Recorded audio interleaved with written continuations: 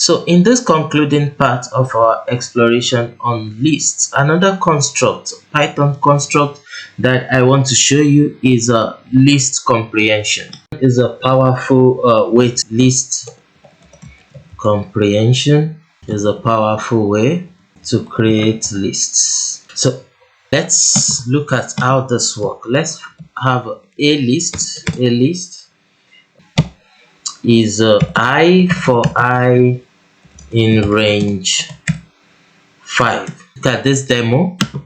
So a list is I. The element of a list will be I for every I in range 1 to 5. You know that the range 1 to 5 is 0. Sorry, in range 5, sorry, is 0, 1, 2, 3, 4. So if you print a list here, you see that it contains elements which is 1, 2, 3 and 0, 1, 2, 3, 4. So to another example, let's call it B list. Say square root of s for s in range 1, range 10. So you know the range 10 starts from 0 to 9. So we want a list that contains the square of all the values between 0 to 9. That's the meaning of that. So if you print B list, it will have the list of square of the range. So 0, 1 square is 1, 2 square is 4, 9, 3 square is 9. So that's the list that is being created by that construct. If we have let's say we have x list, which is equal to 1, 14, 5, 9 and 12. Let's say we have an x list that is there, and we want to create a c list that takes any value, let's say L multiplied by 10 that we have in for any L in x list. So for any L in x list, that is for any number in x, any value in x list, multiply it by 10. That forms our C list. If you print C list here, then you have all the values in x list multiplied by 10. You can see we have all the values in x list multiplied by 10.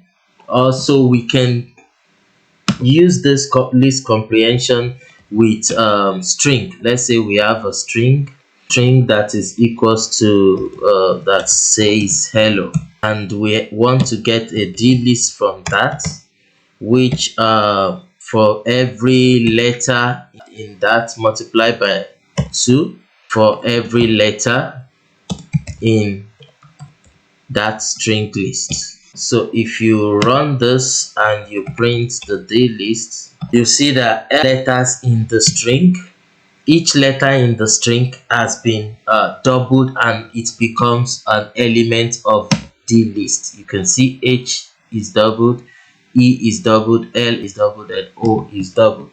So let's see another example that says let's have a list of words. Let's have a list of words, and let's say this is our list 2, and we want to have another e list based on this list 2, which is a p-value and the first index of that p-value for every p, which is for every word.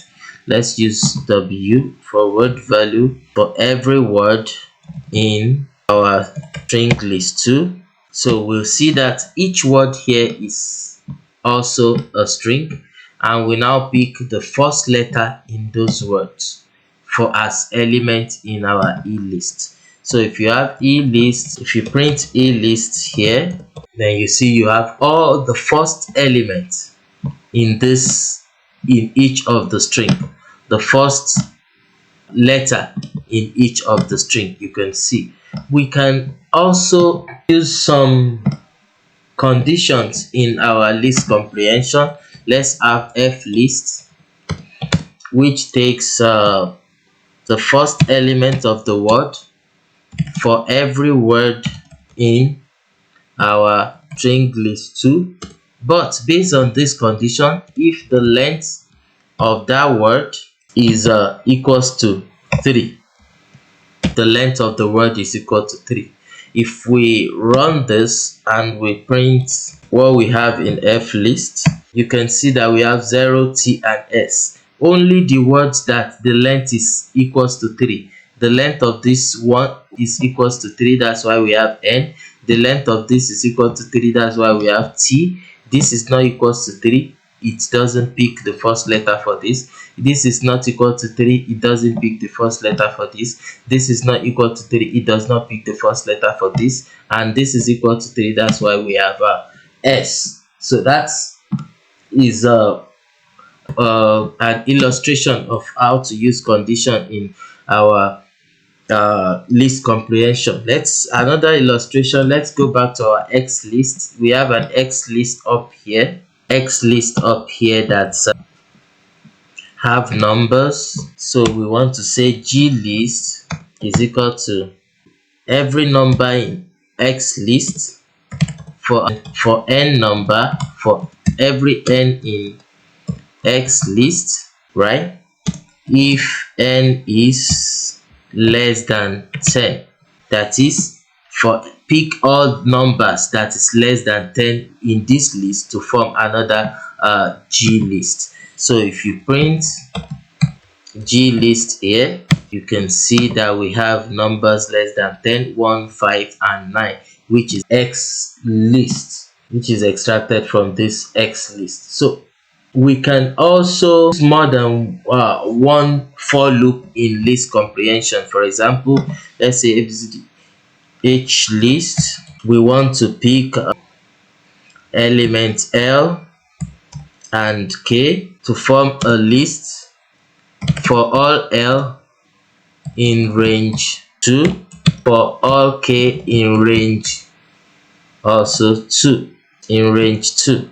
If you run this, it will give us a list of lists. So if we print H list, this we have 0, 0 is the first one that picks 0, 1, 1, 0. So this is equivalent to for loop L in range 2, for another inner for loop K in range 2. Then we now say the temp set, temp is equal to list of L and K. Let's say we have I list empty here, so we now append temp into I list. So if we run this and we print I list, we see the same thing as what we have with H list. We can see, so this is equivalent to this statement. So that's example of using list comprehension. To show another example, assuming we want to write a program that generates a list of, write a program that generates a list of 50 random numbers between 1 and 100. So list of 50 random numbers between 1 and 100. Let's say rand list is equal to rand int, so random integer between 1 and 100 for I in range 50. So we want 50 for I in range 50, generate a random number between 1 and 100, and that becomes an element of rand list. If I run this, okay, I think we need an import from random import rand int. Yeah, from random import rand int. Yes, that's the import we need. So if we print rand list, you can see random numbers between 1 to 100 has been generated, and form a list, 50 of it form a list. So that's it about list comprehension. You can explore more of what you can use list comprehension to do. So the Last thing I want to show you in this section is a two-dimensional list. I can have a list of a list. Two-dimensional list is like a list. So two-dimensional list, two-dimensional list. So this is, if we have two-dim lists, it's like we have a list that also contain a list. Let's say we have 1 2 3, 1 2 3 in this list. Then we have 2 3 4, which is another list, and we have 3 4 5, 3 4 5, and we have 6 7 8, which is another list within the bigger list. So this is an example of two-dimensional list. If we print this two-dim list, we have this as a list of lists. So this is a list. So the element of this bigger list is the list itself. So this can be used to print like a board game, tic-tac game. So let's see how you can print this in form of row and column. So we can say for R in range, length of the big list, that means the length of this, right?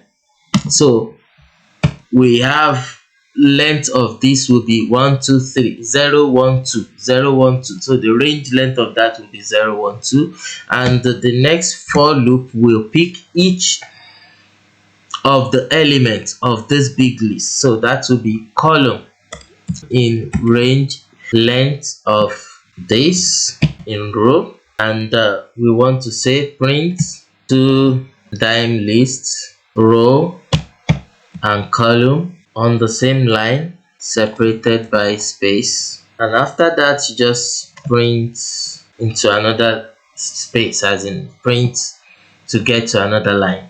So if you run this, you have our two-dimensional list printed in form of row and column. You can see it clearly how it looks. The first row is 1 2 3, the second row is 3 4 5, the third row, and we have columns 1 6 3. So if you want to get the value in row 2, the value in row 2 column 2 will be, this is row 2 and the column 2 is 4. Let's see, we have two dimension row 2 column 2.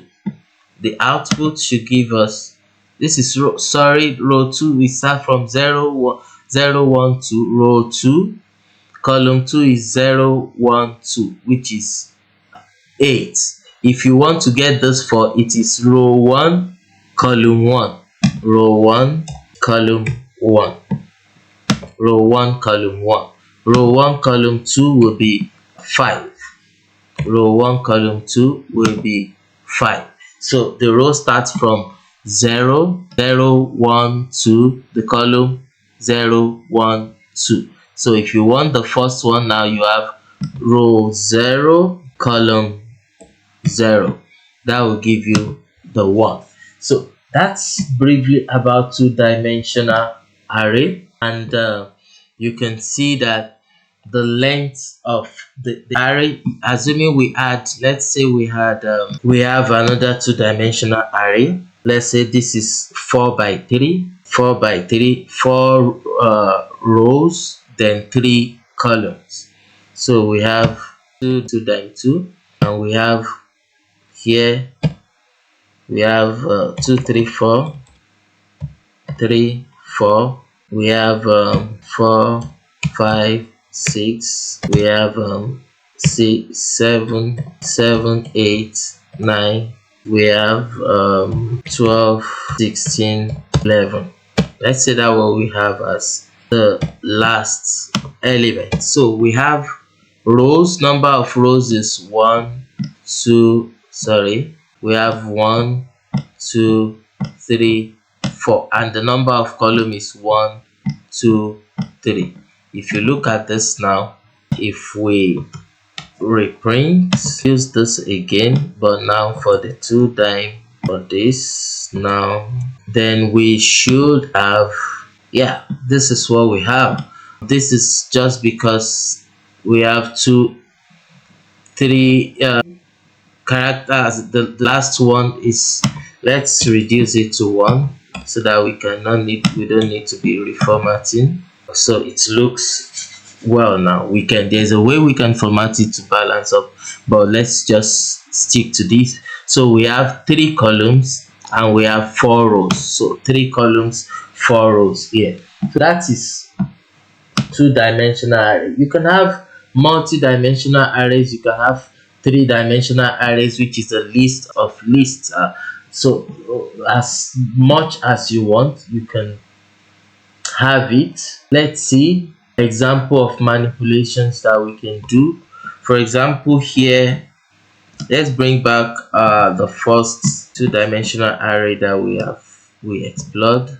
Let's look at this and say we want to count the number of even numbers that we have in this array. So we have for row in this two-dimensional list, and for column in it, if the element in row R column C modulo 2 is equal to 0, then our count is incremented by 1.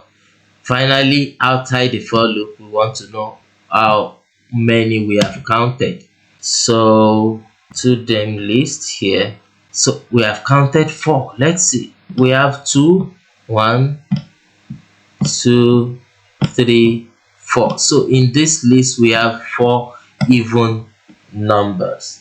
That is all about two-dimensional lists that I've shown you. You can have multi-dimensional lists, many other dimension, maybe 3-dimensional lists, 2 by 3, 3 by 4, depending on what you want. You can create let's say 10 by 10 dimensional list. Let's say we have list of lists 10 by 10.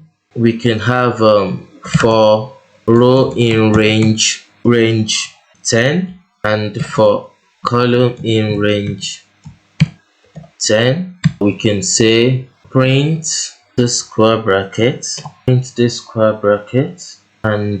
space. So we have tic-tac space, like 10 by 10 of this. So this is a demonstration of what we can use two-dimensional list to do. So for now, this is what I want to show you as the remaining parts of lists, and in the next section I will be looking at another construct, which is a while loop. We have done for loop, we have seen for loop how it works, and we have seen decisions constructs, the if and else statements. So in the next section I'll be talking about while loop, and I will be stating the difference between using while, what will inform your use of for loop or while loop in your program. For now, we have seen so the major and important aspect of lists that you can use in your program. In the next video, we'll be looking at while loop.